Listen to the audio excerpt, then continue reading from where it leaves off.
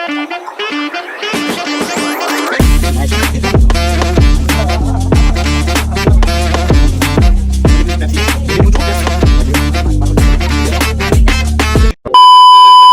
साथीहरू, welcome to my mini blog. I hope सबैजना सन्चै हुनुहुन्छ होला, म पनि सन्चै छु। सो आजको मेरो मिनी ब्लग यसरी सुरु हुन्छ। म चाहिँ फ्रेस भएर रेडी हुन्छु साथीहरू, किनभने ड्युटीमा जानु पर्यो। धेरै नै लेट भइसकेको हुन्छ साथीहरू, ढिला नगर जान्छु म कोकोलाई भेट्न।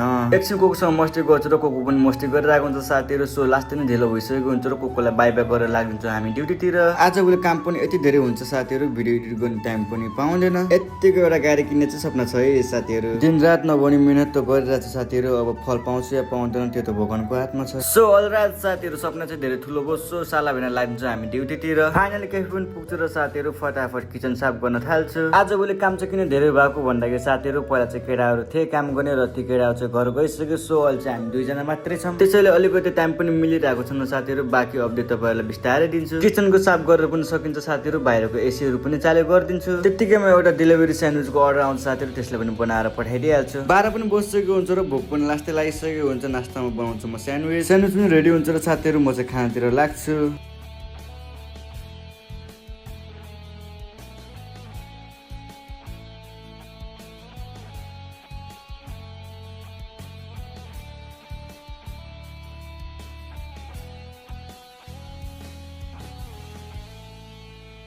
खाएर पनि सकिन्छ र लास्टै काम हुन्छ र म चाहिँ लाग्छु कटिङतिर। सुरुमा कटिङ गर्छु म जुलियन, त्यो पनि कटिङ गरेर सकिहाल्छ। त्यतिकैमा रोलको अर्डर आउँछ र साथीहरू म चाहिँ लाग्छु रोलको लागि रोटी बनाउनुतिर। त्यसपछि त्यो रोटीलाई पनि सेकिदिइहाल्छु। त्यसपछि त के छ र साथीहरू, अर्डर आएको है हामी बनाएको भने। त्यतिकैमा फेरि स्यान्डविचको बर्गरको अर्डर आउँछ र साथीहरू म चाहिँ बनाउँछु सुरुमा स्यान्डविच त बनाइदिइसके साथीहरू। अब पालो बर्गरको, त्यसलाई पनि फटाफट बनाइदिइहाल्छु। पालक पनि साफ गर्नुपर्ने हुन्छ साथीहरू, त्यसलाई पनि फटाफट साफ गरेर राखिदिइहाल्छु। दिन पनि बस्न लागेको हुन्छ र साथीहरू आजको हाम्रो खाना भनेको फ्राइड राइस हुन्छ र म फ्राइड राइस चाहिँ बनाउने छु है।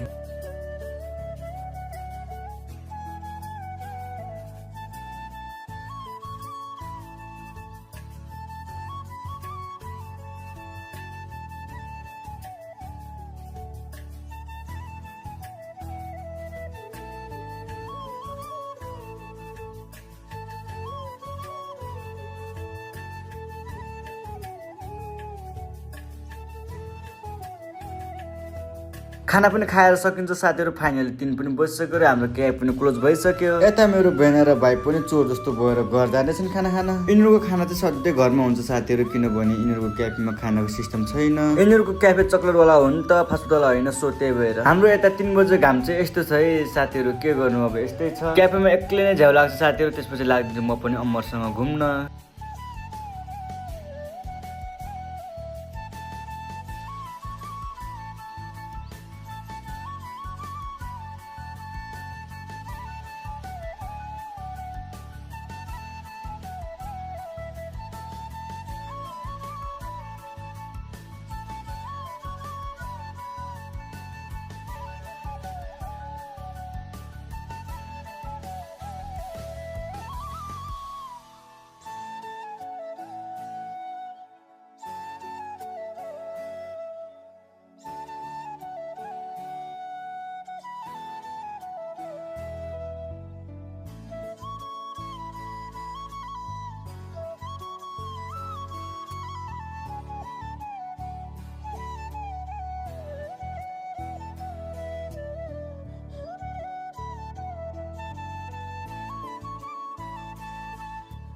सो फाइनली साथीहरू 6 पनि बजिसक्यो र हाम्रो क्याब पनि ओपन भइसक्यो। ढिला नगरी फटाफट सुरुमा बाहिरको टेबलहरू सफा गर्छु। त्यतिकैमा रोलको अर्डर आउँछ र साथीहरू म चाहिँ रोलको रोटी बेल्न थाल्छु। रोटी पनि बेलेर सकिन्छ साथीहरू। अब चाहिँ रोलको लागि मैले बनाउनु पर्छ मसला। पुरै त देख्न सक्दिनँ साथीहरू, पुरै देखाउन थाल्यो भने लामो हुन्छ। सो छोटो मिठो मसला पनि रेडी भइसक्यो साथीहरू। अब चाहिँ सस र लेडिस हालेर रोल गर्नु पर्ने हुन्छ। रोल पनि रेडी भइसक्यो साथीहरू। सो हाम्रोमा चाहिँ यसरी नै बन्छ, तपाईँहरूकोमा कसरी बन्छ प्लिज कमेन्ट गरिदिनु होला। त्यतिकैमा साथीहरू फेरि 2टा स्यान्डविचको अर्डर आउँछ र त्यसले पनि फटाफट बनाएर पठाइदिइहाल्छु। त्यसपछि फेरि अर्डर आउँछ साथीहरू, स्यान्डविच र रोलको अर्डर आएको आइ म चाहिँ बनाएको भने। के गर्नु साथीहरू, अब यस्तै छ।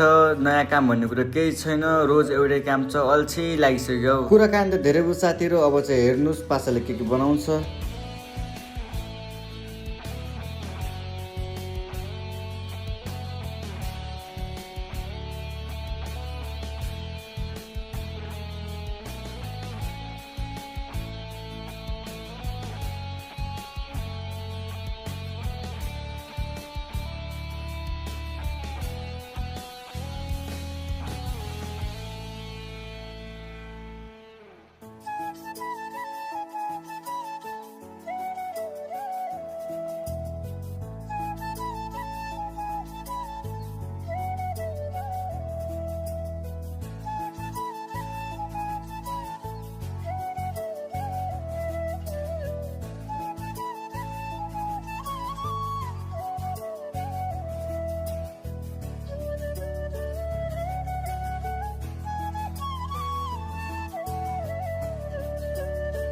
हेर्दा हेर्दा साथीहरू सबै रोटी सकिन्छ र म फेरि रोलको लागि रोटी बेल्न थाल्छु। रोटी पनि सबै बेलेर सकिन्छ साथीहरू। त्यसपछि म सेक्नेतर्फ लाग्छु। नभएको चटक देखाउँदै म रोटी सेकिरहेको हुन्छ साथीहरू। मोटे भाइ आएर दाइ कति बेला घर जाने भनेर आतिरहेको हुन्छ। हेर्दा हेर्दा 11 पनि बसिसकेको हुन्छ साथीहरू। एक दुईवटा अर्डर बाँकी हुन्छ, त्यसलाई पनि फटाफट बनाएर पठाइदिइहाल्छु। आज पनि लास्ट नै अर्डर हुन्छ साथीहरू। काम गर्दा गर्दा मेरो शरीर नै दुख्न थाल्छ। कति बेला घर गएर सुतौँला भनेर म पनि आतिरहेको हुन्छु र छिटो छिटो काम गर्न थाल्छु। सो अलराइट साथीहरू, हाम्रो काम पनि सकिसक्यो र किचन पनि क्लिन भइसक्यो। अब चाहिँ हामी घर जानतिर लाग्छौँ। के गर्नु साथीहरू, यस्तै छ। मेरो मोटे भाइ पनि घर जानलाई रेडी भइसक्यो। फाइनली हामी पनि घर लागिसक्यौँ साथीहरू। किचनको गर्मीले वाक भइसकेको हुन्छ, बाहिरको हावा खान त मजा आयो। अलराइट साथीहरू, हामी पनि घर पुगिसक्यौँ। सो आजको लागि यति नै साथीहरू। मिल्थे नेक्स्ट भिडियोमा। कस्तो लाग्यो मेरो मिनी ब्लग? आई होप सबैजनालाई मन पर्छ होला। मन परेमा लाइक, कमेन्ट, शेयर, सब्सक्राइब गरिदिनु होला। Okay, by by.